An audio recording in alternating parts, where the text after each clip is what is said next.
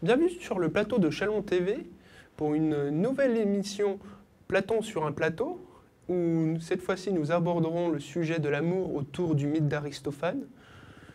Je laisse Bruno Jay vous conter ce mythe. Alors, le mythe d'Aristophane, effectivement, nous parle d'amour, il nous parle de la naissance de l'amour, en fait. Alors, l'histoire se passe dans les commencements du monde. Et les commencements du monde, la vie dans les commencements du monde était bien différente de la vie d'aujourd'hui. Il n'y avait pas des hommes et des femmes comme nous, comme vous et moi. Les hommes et les femmes de cette époque-là étaient bien différents parce que, contrairement à nous, ils avaient tout ce qu'on a nous en double. C'est-à-dire 4 jambes, 4 bras, 2 visages, etc., etc. Donc, les hommes, grâce à ça, grâce au fait qu'ils étaient membrés de cette façon-là, étaient extrêmement puissants. On peut dire qu'ils n'étaient pas seulement 2 fois plus forts que nous, avec leurs 4 bras ou 4 jambes, ils étaient bien plus forts que nous. Par exemple, nous raconte le mythe, ils pouvaient en quelque sorte faire la roue avec tous leurs membres, leurs 8 membres là, et se déplacer en roulant à la vitesse de l'éclair. Et plein de choses comme ça qui font que les hommes de l'époque étaient très puissants. Alors, il y avait autre chose, c'est-à-dire non seulement ils avaient les bras, les jambes, les oreilles, le nez en double, mais aussi le sexe, c'est-à-dire ils avaient deux sexes. Et en fait, le mythe nous explique cette chose un peu difficile pour nous peut-être à imaginer d'emblée. C'est d'ailleurs cette explication-là qui fait qu'on appelle aussi ce mythe le mythe des androgynes. Donc, la plupart d'entre eux avaient les 2 sexes, hein, hommes et femmes, un sexe d'homme et un sexe femme. Mais pas seulement. Il y avait, en plus de ces androgynes, des êtres humains qui avaient 2 fois un sexe d'homme, homme-homme, ou 2 fois un sexe de femme, femme-femme. Voilà. Donc voilà, tout le fait d'avoir les 2 sexes, d'avoir tout en double, ou d'avoir 2 fois le même sexe aussi, c'est quelque chose qui rendait ces hommes, insiste le mythe, très puissants. Et du coup, comme ils étaient très puissants, et ça va souvent avec, hein, ils étaient aussi très orgueilleux. Hein. Et ils résistaient mal aux petites frustrations de la vie. Hein.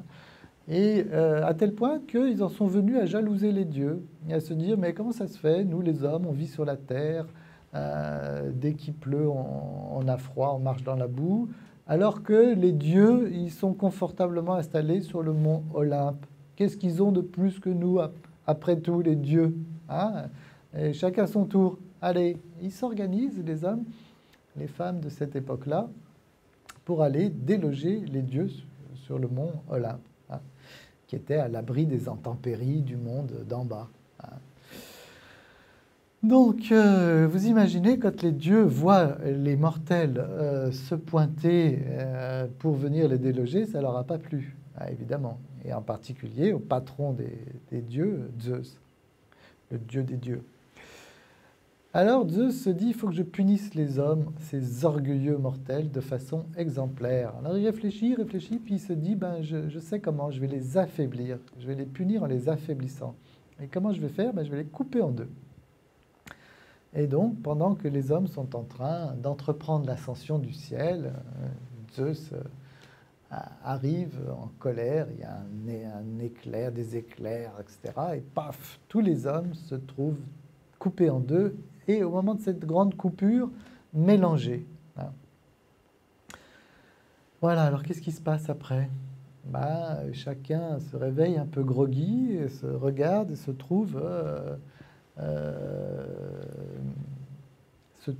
moitié, se réalise qu'il a perdu la moitié de ce qu'il avait avant, hein, la moitié de son corps, la moitié de son être. Hein. Alors, qu'est-ce qui va se passer à votre avis? Chacun, ces hommes divisés, séparés, vont se mettre à la recherche de leur moitié perdue. Ils cherchent leur moitié. Ça nous fait penser à une expression pour dire ma moitié. Quand on dit ma moitié, ça veut dire ma femme, mon mari. C'est peut-être de là que vient l'expression. Donc, le mythe nous raconte, voilà, l'origine de l'amour, c'est ça. C'est-à-dire que depuis qu'on a été coupé, on recherche l'autre, cet autre qui, avec nous, va faire un. Et on recherche la moitié qui nous manque pour faire un, pour avoir un sentiment d'unité, de complétude. Alors voilà, les hommes partis à la recherche de leur moitié. Vous vous souvenez qu'ils avaient été mélangés au moment de la grande coupure. Et ils se mettent à la recherche de leur moitié frénétiquement. Leur moitié leur manque tellement qu'ils en oublient de manger, de travailler, de dormir. Voilà. Et du coup, les hommes dépérissent. Parce que quand on ne mange pas, qu'on ne dort pas, ça ne dure pas très longtemps.